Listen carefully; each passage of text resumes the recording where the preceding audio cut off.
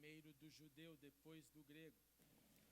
Porque no Evangelho é revelada a justiça de Deus. Uma justiça que, do princípio ao fim, é pela fé. Como está escrito, o justo viverá pela fé. Oremos. Obrigado, Senhor, por essa manhã. Obrigado por tanta inspiração, celebração e pela liberdade que temos para fazer tudo isso. Receba, Senhor, a nossa gratidão por isso. Receba também o nosso clamor pelas nossas crianças que agora estão lá também ouvindo, Senhor, o Teu Evangelho. E abençoe cada professor e professora e que todos os nossos filhos se tornem seguidores do Senhor Jesus. E agora, Senhor, com o coração preparado, inspirado, fale conosco um pouco mais e transforme-nos mais à semelhança de Jesus, nosso Salvador. É no nome dele que oramos. Amém e amém. Podemos assentar, meus irmãos. Há 502 anos atrás, no dia 31 de outubro de 1517, um monge chamado Martinho Lutero iniciou, mesmo sem saber, uma revolução que dura até os dias de hoje. A sua biografia nos revela a vida de um jovem estudioso, vindo de uma classe mais alta, uma família de posses que podia pagar por seus estudos. E assim sendo, ele teve acesso ao estudo e desenvolveu desde cedo, uma vida acadêmica. Mas depois de uma estranha experiência, ele resolveu deixar essa vida acadêmica, secular, para entrar e dedicar a sua vida num monastério e assim servir ao sagrado. Em 17 de julho de 1505, Lutero abandona os seus estudos de direito e entrou numa ordem agostiniana.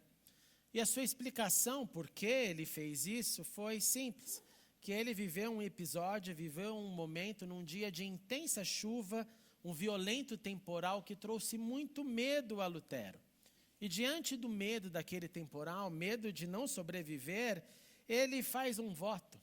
E o voto foi o seguinte: se eu sobreviver a esse temporal, então dá para imaginar que o tamanho dele, ele dedicaria a vida dele à igreja, ao Senhor. Ele poderia ter ignorado este voto após o término da chuva e pensar, bom, já falei ao Senhor, eu estava com medo, me perdoe, está tudo bem, mas não foi assim que ele fez. Por quê? Porque ele tinha, obviamente, motivações mais profundas. E naquela ocasião de medo, essas motivações mais profundas vieram à tona, foram manifestadas. As vocações, o chamado, então, saíram das profundezas do interior de Lutero e foi verbalizado, sim, naquele momento de medo. Seu pai, meio em dúvida, imaginando se ele iria manter isso para a vida, coloca ali uma conversa, Lutero, tomara que isso seja de verdade. E Lutero assim o fez, entrou na vida sacerdotal e em julho de 1507 ele celebrou a sua primeira missa. Passaram-se mais 5 anos de estudo, em 1512 ele concluiu seu doutorado e se tornou então professor de estudos bíblicos lá na Alemanha. Sua vida então de teólogo, professor, sacerdote prosseguia normalmente até que, quando chega em 1517, diante do caos que estava vivendo e propondo a igreja, que era a venda de indulgências, que seriam cartas de perdão para vivos e mortos terem os seus pecados perdoados, Martinho Lutero, com essa inquietação, porque não via isso na palavra, escreveu as suas famosas 95 teses para serem debatidas. A ideia aqui não era provocar uma ruptura, a ideia aqui era conversar. Ele, como um professor, queria então promover a conversa para que, olhando para a Bíblia, entendessem que a Bíblia não falava nada sobre pagar o pecado de quem morreu ou de quem está vivo. Para você ter uma ideia do conteúdo dessas teses, eu leio somente as 3 últimas. Tese 93. Que prosperem todos os profetas que dizem ao povo de Cristo, que dizem ao povo, cruz, cruz, cruz. 94, devem-se exortar os cristãos a que se esforcem por seguir a Cristo, seu cabeça, mesmo através de penas de morte ou do próprio inferno. Última tese. E assim, a que confiem que entrarão no céu através de muitas tribulações, do que pela segurança da paz. Perceba então o tom que envolve compromisso, medo, trabalho, consciência. Ele vai do inferno para o céu, mas coloca a ênfase na cruz, no carregar a cruz e seguir a Cristo. Lutero não aceitou então aquela invenção interpretativa adicionada no discurso da Bíblia.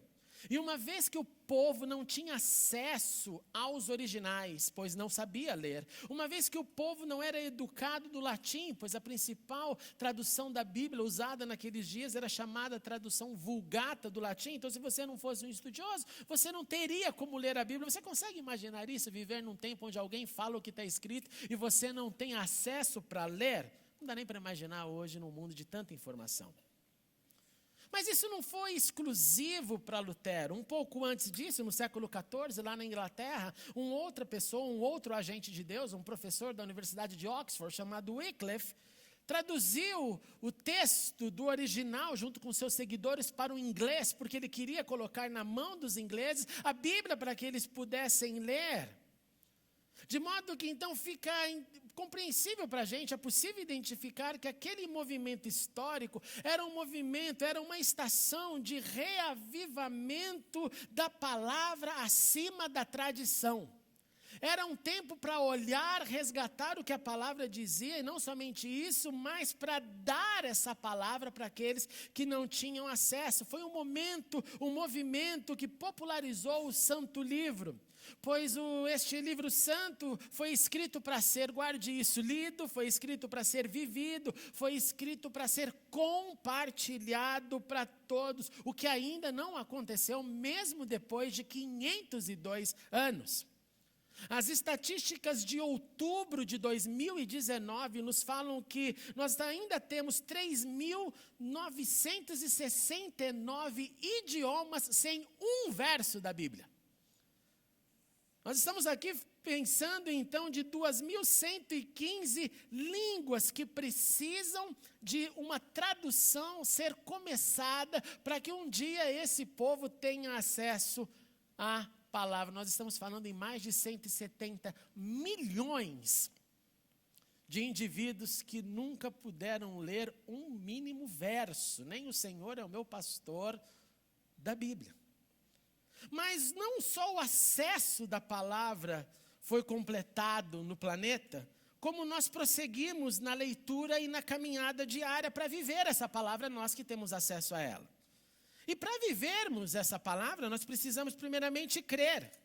Nós precisamos avaliar as nossas atitudes através dessa palavra, pois essa palavra é a bússola para todos os dias. Ela é a manifestação da vontade de Deus aos homens, como está escrito nela mesmo, e isso não dá para mudar, porque esse é o coração da palavra, e eu leio alguns versos. A tua palavra é lâmpada que ilumina os meus passos. A tua palavra é luz que clareia o meu caminho, escrito no Salmo 119, 105. O céu e a terra passarão, mas as minhas palavras jamais passarão, como diz o evangelista Marcos.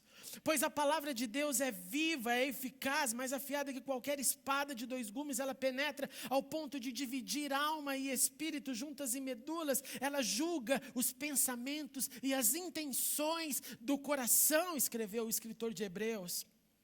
Escreveu Pedro: toda a humanidade é como relva, e toda a sua glória como a flor da relva. A relva murcha, cai a sua flor, mas a palavra do Senhor permanece para sempre. Então, diante dos problemas, diante dos dilemas, diante das nossas lutas, diante do nosso bom combate, do quebrado, do dividido, do subtraído, onde não haja esperança, nós precisamos olhar para essa palavra.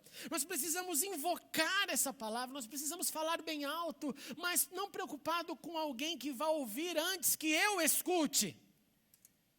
Eu preciso ouvir essa palavra, pois nesse evangelho, como escreveu Paulo e lemos no início, nesses ensinos é revelada a justiça de Deus, uma justiça que do princípio ao fim é a fé em ação nessa palavra, que nos revelou e revela o Senhor. Então, quando eu olho para isso, eu escuto boas notícias e as boas notícias renovam a nossa esperança. Eu creio nas boas notícias e as boas notícias levantam os caídos. Essa palavra tem um caminho para dar para cada um de nós. Ela não é só contemplação, só do caminho para o céu, mas ela é o caminho para a vida. Mesmo então, quando eu me sentir nos mais profundos vales, é dessa palavra que eu preciso encontrar forças. Nós sabemos isso na teoria. Nós sabemos isso. Mas quando o vale é o meu caminho, parece que essa palavra vira mais um jargão em algum lugar, porque é difícil encarnar. Nós sentimos que o nosso problema é maior do que todos os outros. Nós sentimos que aquilo que eu vivo, ninguém se compara, nada se compara, e nos esquecemos que, sim, nós vivemos uma vida finita. Uma vida que tem um tempo pequeno diante da ideia e crença nossa de eternidade. Mas nessa vida finita, nós temos essa palavra para ser encapsulada, para ser interiorizada e para ser crida nela. Pois nós não estamos sozinhos no nosso sofrimento, assim foi desde o tempo dos profetas. Jeremias, abrindo seu coração, disse assim: olha, mesmo quando eu chamo ou grito por socorro, ouvi isso. Ele rejeita a minha oração. Já se sentiu com oração rejeitada? Aquela que parece que Deus não está querendo conversar a respeito. Ele impediu o meu caminho com blocos de pedra, diz Jeremias. Como um urso à espreita, como um leão escondido, arrancou-me do caminho, despedaçou-me e deixou-me abandonado. Ele preparou o seu arco e me fez, ouvi isso, alvo de suas flechas. Ele atingiu meu coração com flechas. Ele fez-me comer ervas amargas. Ele fartou-me de fel.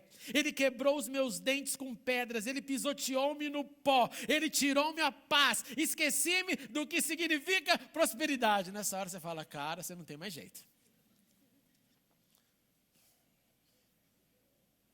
E perceba algo, meus irmãos e irmãs. Pessoas de Deus não conversam com o diabo. Pessoas de Deus faz, já que o Senhor é o Senhor, quem está fazendo isso é o Senhor. Se não tiver coragem para dizer assim, fala assim: o Senhor está permitindo.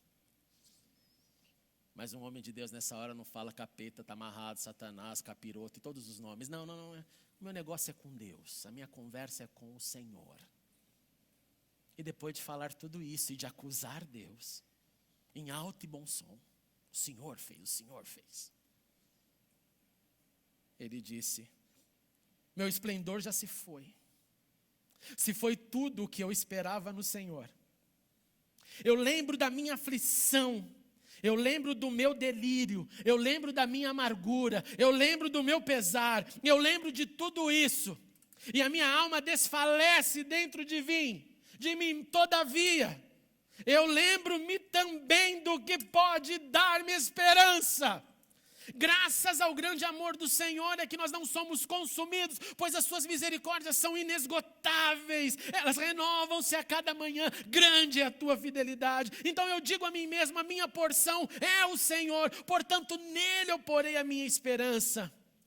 Pois o Senhor é bom para com aqueles cuja esperança está nele, Ele é bom para com aqueles que o buscam. Caramba, mas ele estava descendo a lenha em Deus agora há pouco. É bom esperar tranquilo pela salvação do Senhor, porque o Senhor não desprezará para sempre. Embora Ele traga tristeza, mostrará compaixão tão grande e seu amor infalível, porque não é do agrado do Senhor trazer aflição e tristezas aos filhos dos homens. Ele nos mostra então que nós precisamos perceber que Deus é o autor de tudo. Que Deus faz o que Ele quer, pois Ele é Deus supremo. E que mesmo quando eu me sentir atacado pelas flechas de Deus, eu posso falar para Ele que eu me sinto assim. Eu não preciso ser um hipócrita, cheio de versículo na boca, cheio de desonestidade consigo próprio. Está com vontade de chorar, chore. Está com vontade de cantar louvores, cante. Está com vontade, como uma pessoa me falou: pastor, e aí, como é que estão as brigas com Deus? Eu falo: está constante, direto. Briga o tempo inteiro. Porque é Ele que está lá para me ouvir. Porque é Ele que pode me ouvir. E porque a solução vem dEle. Então é melhor ele saber que tem um filho que ora está alegre cantando louvores e ora está arrasado dizendo: o Senhor me fez de alvo. É assim que eu olho para o meu coração, é assim que nós temos que olhar para os nossos caminhos. É assim como dizia a velha música: esquadrinhemos nossos caminhos, voltemos ao Senhor, levantemos nossas mãos ao Senhor dos céus, louvemos. Porque as suas misericórdias se renovam a cada manhã. De volta a Lutero, que deveria ser um debate, transformou-se numa perseguição, mas ele foi encontrado pelo poder do amor de Deus que nos atrai a ele. E Lutero escreveu essa experiência de iluminação que teve, que ele compreendeu mais tarde, que foi, sim, o momento da sua conversão. E quando isso aconteceu, quando ele meditava no texto que lemos, na carta de Paulo aos Romanos, Lutero então experimentou como se, nas palavras deles, os portões do céu se abrissem diante dele. Alguém que estava vivendo um momento de que salvação era comprada com dinheiro, ele sozinho com a palavra percebe: os céus se abriram, salvo eu estou. E essa experiência foi tão forte que quando ele foi então interrogado pelo tribunal da igreja, ele não voltou atrás da sua crença. Porque no Evangelho é revelada a justiça de Deus, uma justiça que, escute isso em nome de Jesus, uma justiça que do princípio ao fim é revelada pela fé. Como está escrito: o justo viverá pela fé, não é revelada por aquilo que acontece comigo. Não é revelada pelas minhas lutas, pelos meus dramas, é revelado pela fé durante as lutas. Esse justo viverá pela fé, viverá em fidelidade naquilo que crê, viverá com uma crença inabalável. Mesmo que ele expresse da sua boca a sua raiva, não há problema. Ele viverá como escreveu o profeta Abacuque: o ímpio está envaidecido, seus desejos não são bons, mas o justo viverá pela fidelidade naquilo que crê. E aí Paulo pega esse tema de Abacuque e repete: é evidente que diante de Deus ninguém está justificado pela lei, mas o justo viverá pela fé, aos Gálatas. É como escreveu o escritor de Hebreus: o meu justo viverá pela fé, mas se ele retroceder, se ele não conseguir manter essa fé, que é a justiça de Deus revelada através da vida do justo que vive pela, eu não me agradarei dele. E não somente isso, meus irmãos. Ele diz: nós, porém, não somos os que retrocedem e são destruídos, mas nós somos os que creem, somos salvos. E não somente isso, quando nós retrocedemos, nós nos frustramos. Porque a matemática não fecha e ele está gritando bem alto: você só precisa crer, não entender. Você só precisa se manter na crença, e grita isso bem alto, de novo, de novo, de novo. Porque essa é a justiça de Deus em nós, não é a total compreensão dos fatos. Isso é lá para cima, é para outro momento. Martinho Lutero sofreu perseguições, mas prosseguiu. Ele traduziu a Bíblia para o alemão, para dar para o povo. Ele continuou escrevendo, ele continuou pregando, e ele também cometeu seus erros. O que é muito bom ver os erros dos irmãos. Por quê? Porque nós lembramos que todos pecaram e carecem da glória de Deus, e todos continuaremos a pecar. Você tem uma ideia dos pecadinhos dele? O movimento que é a alma inicial do movimento que hoje representamos, chamados batistas, nasce de um movimento chamado anabatistas, e eles eram considerados os radicais que impediram que as suas crianças fossem batizadas. Ele estava nascendo ali naquele momento da reforma. Sabe que o Lutero falava para eles? Dizia assim: gente, eu acho que esses anabatistas deviam ser tudo enforcado. É só para ninguém ficar achando assim que gente de Deus é tudo santo e irrepreensível. Esse negócio, gente é gente.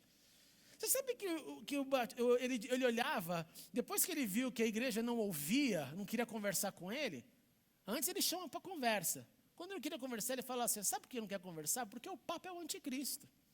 Até hoje, né, você abre lá na internet, está lá, né? Cada Papa que aparece, muda o Papa, mas vem a mesma história. Agora o Papa é anticristo. Vai indo, vai indo. Sempre é o novo. Aí ele morre, pô, não era, porque é o próximo. É o próximo. Você sabe o que ele dizia dos judeus? Um cara que estudava, um doutor em estudos bíblicos. Ele dizia assim, olha, o negócio é o seguinte, eu acho que os judeus, já que eles não me ouviram, eles deveriam ser expulsos e as sinagogas queimadas. Simples. Não vamos dar mais chance. As palavras de Lutero foram pegas mais tarde por um camarada chamado Adolf Hitler, que falou, olha que o Lutero escreveu, vamos acabar com eles, expulsa os judeus e queima as sinagogas. Só para você ter uma ideia. Ele era gente como a gente. Gente que acerta, gente que erra. Mas o movimento resultou nesse resumo que ouvimos do coro, dessa compreensão do somente é a graça de Deus que precisamos, somente a fé que dá a nossa vida, somente Cristo nosso Senhor, somente a Escritura a nossa direção, somente a Deus, glória. Mesmo quando sou eu o alvo e Ele a flecha. Somente a Deus glória, porque Ele sabe o que faz. E eu prefiro crer que Ele tem escrito os meus dias, os seus planos e a minha caminhada. Nós somos convidados nessa manhã a renovar o nosso compromisso de viver pela fé primeiramente. Sem acharmos que somos gente de grande fé, pois como sempre tenho falado, fé grande não passa do tamanho de um grão de mostarda. Mesmo quando você sentir que a sua fé está abalada diante do vale, faça como aquele pai diante daquele menino, aquele filho endemoniado, e ele diz, Senhor, eu creio, mas é melhor que o Senhor me ajude. Me ajude a crer, Senhor, me ajude a vencer a minha incredulidade. Mesmo que a sua fé encontre momentos e parâmetros que você sinta que tem, mas que não tenha suficiente, não tem problema, peça para Ele, Deus, dá-me fé. Diante das nossas lutas, perceba a nossa fragilidade, perceba as suas angústias, mas lembre-se, a nossa vocação é crer e crer em todo o tempo. Oremos por fé, cresçamos na fé, vivamos a fé. Da mesma forma, voltemos para a palavra, para que a palavra seja a nutrição da nossa fé. Fique de bem da sua Bíblia.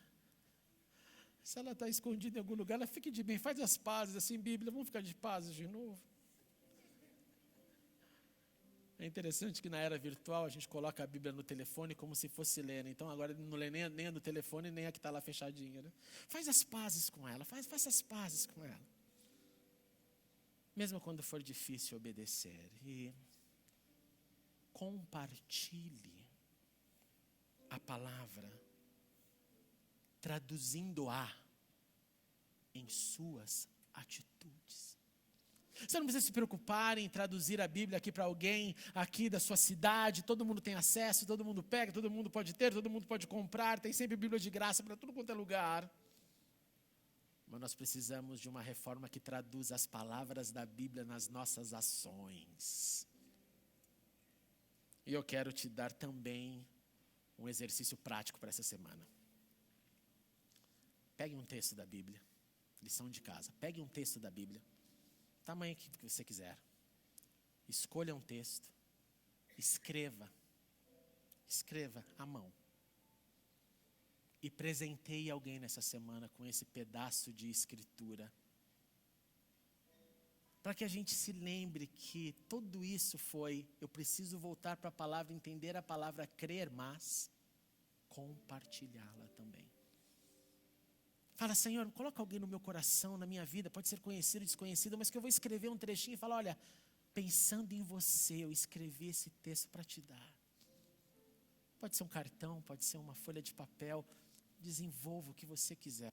Conselho, só não manda no WhatsApp. Porque senão no meio das muitas notícias ele vai desaparecer. Pega na mão, escreve. Eu queria te dar essa palavra. Eu queria compartilhar essa semana essa palavra. Vamos, aceita o desafio? Postem, divulguem, falem, reproduzam. Mas vamos ter uma semana de compartilhar a palavra, para que a gente não se torne essas pessoas que só querem engordar com o que recebe e que o mundo se exploda ao nosso redor. Escreva a palavra, entregue a alguém a palavra nessa semana. Vamos fazer esse exercício. Pois certamente não só a fé, mas como ouvimos e cantamos, a palavra ficará, sabemos com certeza. Pois ela nos ajudará com armas de defesa, mesmo se tivermos que perder família, bens, poder. E embora a vida vá, por nós Jesus está e Ele nos dará aquilo que clamamos dizendo que venha o teu reino e que seja feita a tua vontade, assim na terra como no céu. Pois teu é o poder, a glória, o domínio, pelos séculos dos séculos. Amém e amém. Vamos aplaudir a Ele. Glória ao seu nome, Senhor.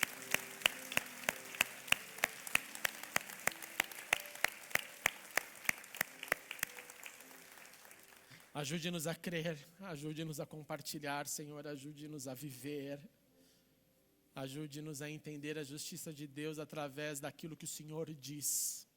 Aquilo que o Senhor tem para nós, não daquilo que as circunstâncias às vezes tentam nos pressionar a acreditar. Mas ajuda-nos a entender que somos filhos do Deus vivo. E que é Ele quem cuida da nossa vida. E a Ele nós daremos todo louvor, honra e glória. Ajuda-nos essa semana a compartilhar esses trechos das Escrituras nas ruas, as pessoas. Ajuda-nos, Senhor. Dá-nos essa semana um pouquinho do sentimento que foi quando a imprensa foi inventada lá naquela época e os primeiros folhetos da Bíblia foram dali distribuídos. Ajuda-nos a viver um pouquinho disso essa semana, Senhor, pois a Tua palavra nunca volta vazia. E ajuda-nos a traduzir a Bíblia em nossas ações. Em nome de Jesus. Amém e amém. Venham os diáconos.